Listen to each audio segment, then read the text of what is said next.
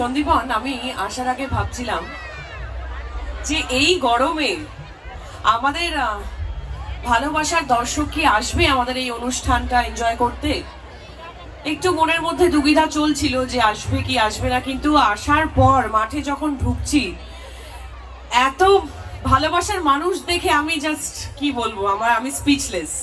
এই গরমটাকে উপেক্ষা করে আপনারা যে এসছেন আজকে এই শোতে, এই ফাংশনে, এই অনুষ্ঠানে, থ্যাংক ইউ সো মাচ। তো এবার আপনাদের জিজ্ঞেস করব, কেমন আছেন সবাই? গরম লাগছে? বিশাল গরম পড়েছে, তাও এখান থেকে আমাদের কলকাতায় আরো বেশি গরম, খুব কষ্ট।